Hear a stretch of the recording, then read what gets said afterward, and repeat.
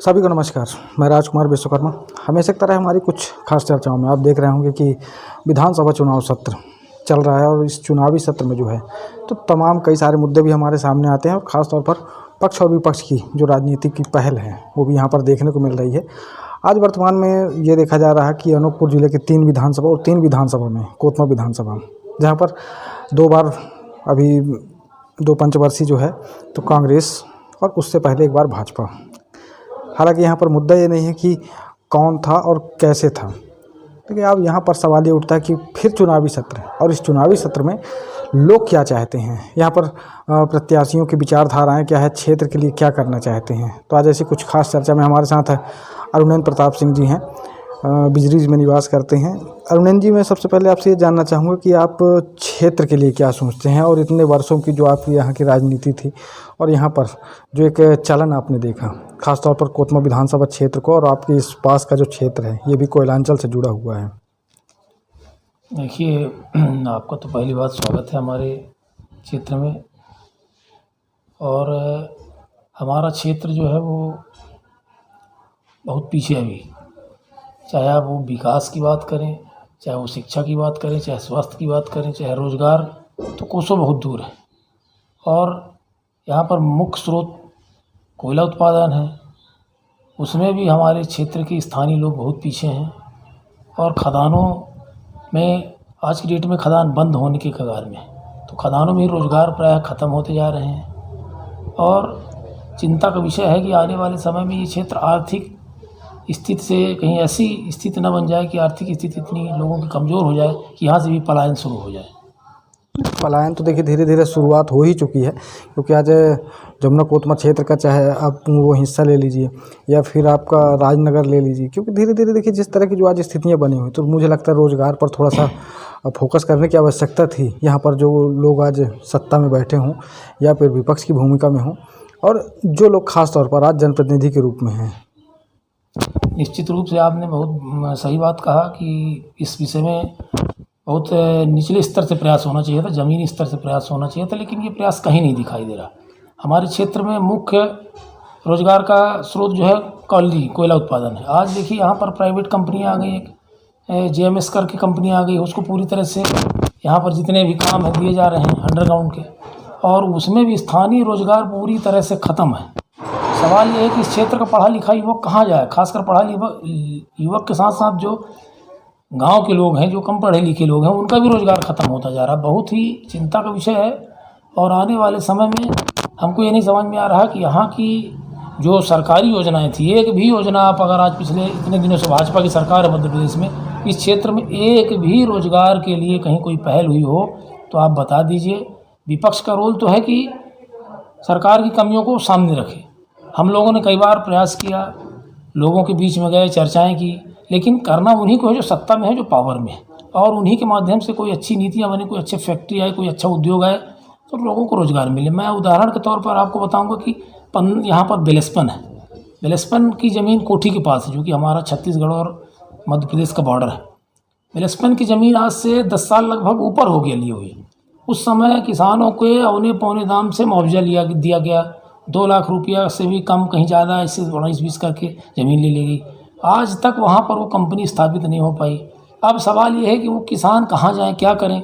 उनको एक उम्मीद थी क्षेत्र के लोगों को कि यहाँ पर कंपनी आ जाएगी तो कुछ रोज़गार मिलेगा, हमारे क्षेत्र का आर्थिक उत्थान होगा, कहीं ना कहीं हमारे क्षेत्र में तरक्की होगी, लेकिन कहीं कुछ समझ में अभी तक आया नहीं।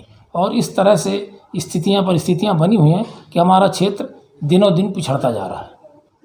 एक तरफ और भी देखिए रोज़गार के अगर साधन संसाधन की बात करें तो जहाँ पर आज भले ही ठेका प्रथा चालू हो गई हो, और ठेका प्रथा आज से नहीं बल्कि कई वर्षों से लगातार चल रही है, और उसमें भी जो है तो देखा जाता है कि मज़दूरों का लगातार शोषण हो रहा होता है। ख़ास तौर पर आप किसी कॉलेज क्षेत्र में देखा जाता है कि आज अगर जहाँ पर OCP वगैरह के जो प्रोजेक्ट चल रहे हैं, ओपन कास्ट माइंस जो चल रही हैं, तो देखा जाता है कि एक तरफ भारत सरकार ही उस ठेका कानून को जो है तो बनाती है और उसका पालन बराबर होना चाहिए था, लेकिन आज वो भी यहाँ पर नहीं है। तो इसके लिए आप लोग किस तरह की पहल करेंगे, क्योंकि देखिए आज कहीं ना कहीं पर मजदूर साथी हैं, आप भी ठेकेदारी कर चुके हैं, तो आपको बहुत अच्छे से स्थितियाँ पता होंगी यहाँ पर की।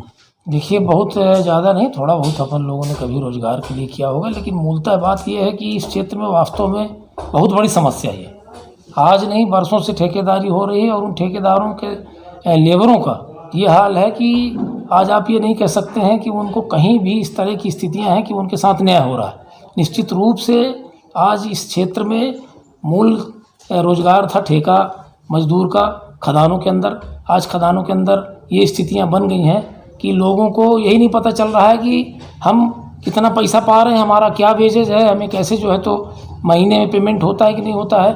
और सबसे बड़ी बात क्या है कि जो नीति निर्धारण हो रहा है, जो सरकार सेंट्रल गवर्नमेंट से नीतियां बनाई जा रही हैं, स्टेट गवर्नमेंट से उनको पालन कराने की स्थिति बन रही, वो बीच में कहीं नहीं समझ में आ रहा। ठेकेदारी मजदूर ठगा ठगा अपने आप को महसूस कर रहा है और आने वाले समय में आप देखेंगे कि ज़मीनी स्तर पे हम उसके लिए उतरेंगे और संघर्ष करके और जितना हम लोगों से हो सकेगा उनकी आवाज़ को ऊपर तक उठाएंगे। क्या है, देखिए अभी कहीं ना कहीं पर हाल फिलहाल आप भी लाइन में हैं, है ना, दावेदारी भी कर रहे हैं। अगर आपको एक मौका मिलता है, क्योंकि अभी तक जो यहाँ पर के क्षेत्र के लोगों ने देखा, जो सुना और जो हर रोज़ अखबारों में छपता है, बड़ी बड़ी लंबी लाइनें से वो लिखी हुई होती हैं। आज बैनर पोस्टर की राजनीति तक हो रही है, खासतौर पर इसी बिजली और इसी कोतमा क्षेत्र की मैं बात कर रहा हूँ। तो कहीं ना कहीं पर ये सब बैनर पोस्टर की जो राजनीति, क्या आप इसको यथोचित समझते हैं या फिर काम करना उचित समझेंगे? देखिए, मैं ज़मीनी आदमी हूँ, ज़मीन पे काम करना पसंद करता हूँ। मैं लगातार लोगों के बीच में जा रहा हूँ, गाँव जा रहा हूँ और एक एक आदमी को टच करने का प्रयास कर रहा हूँ। अब सवाल ये है कि आज की जो राजनीति है वो चकाचौंध की राजनीति हो गई है और मीडिया और प्रचार की राजनीति हो गई है। तो निश्चित रूप से आदमी को वो भी करना चाहिए, लेकिन मैं उन सब चीज़ों में भी प्रयास करता हूँ, अपने हिसाब से जो कर सकते हैं कर रहे हैं। लेकिन मैं ज़मीन पे काम करना ज़्यादा पसंद करता हूँ, लोगों के बीच में जाके उनके मुद्दों को उठा के। आज आप देखिए इस क्षेत्र में खेती का क्या हाल है, खेती कहीं नहीं है। पानी आज आप देखिए चारों तरफ नदियाँ बह रही हैं, कहीं कोई ऐसा बड़ा स्टॉप डैम नहीं है। केवई की इतनी बड़ी जो है तो यहाँ से नदी निकलती है, केवई जो इस क्षेत्र की जीवनदायिनी नदी है, उसमें 2-3 जगह ऐसे विद्युत पावर मैंने छोटे छोटे पंप बैठा के और उसका पानी अगर लिफ्ट कर दिया जाए तो क्षेत्र के किसानों को बहुत बड़ी राहत हो जाएगी और उससे स्वरोजगार पैदा हो जाएगा। लेकिन अभी इस विषय में आज तक मैं ये समझ रहा हूँ कि जितने भी लोग आए उन लोगों ने ये तो ध्यान नहीं दिया, ये तो वो करा नहीं पाए और इस विषय पे विशेष जोर दे के काम कराने की ज़रूरत है। और मैं भी प्रयासरत हूँ, जैसा आपने कहा। निश्चित रूप से मैं चूँकि आज 25 साल से राजनीति कर रहा हूँ, बिजली नगर पालिका में पार्षद था, दूसरे वार्डों से पार्षद था, ज़मीनी स्तर पे मैंने लोगों की मदद की है। तो अगर मुझे मौका मिलेगा तो निश्चित रूप से मैं इस क्षेत्र की जनता के लिए तन मन से और जो भी मेरे से हो सकेगा मैं काम करने का प्रयास करूँगा। तो ये थी हमारी कुछ खास चर्चाएं और इस तरह के जो तमाम मुद्दे हैं आप देख रहे होंगे, चाहे बिजली क्षेत्र की बात करें या कोतमा की बात करें या फिर पूरे अनूपपुर ज़िले की बात करें, क्योंकि ये चुनावी सत्र है और चुनावी सत्र में जो है तो देखा जा रहा है कि कहीं ना कहीं पर कुछ लोगों के पास तो मुद्दे भी हैं और कुछ लोगों के पास मुद्दे गायब हैं, लेकिन सिर्फ चुनाव लड़ना है। और चुनाव लड़ने की होड़ में कहीं ना कहीं पर राजनीति का जो परिदृश्य है आज वो बैनर पोस्टर में तब्दील हो चुका है। तो क्या बैनर पोस्टर लगाने से सारी समस्याएं हल हो जाएंगी या फिर धरातल में काम करने की उन स्थितियों को देखना था, धरातल की उन स्थिति को देखना चाहिए जहां पर काम हुआ है या नहीं हुआ है। आज सरकार लाखों करोड़ों रुपए खर्च करती है और हम किसी एक सरकार की बात नहीं करते, सरकार किसी की भी रही हो, लेकिन सरकार ने अपने तरफ से बराबर काम किया। लेकिन ये निचले स्तर पर बैठे अधिकारी और निचले स्तर पर बैठे हुए जनप्रतिनिधि, जिनकी ये जवाबदारी बनती थी कि किसी भी तरह से इस क्षेत्र को व्यवस्थित, सुरक्षित और यहाँ पर के मजदूरों को खास तौर पर न्याय दिलाना। तो चलिए इसी तरह कुछ खास चर्चाओं के साथ हमारी अगली कड़ी में मुलाकात फिर होगी। मैं राजकुमार विश्वकर्मा, धन्यवाद।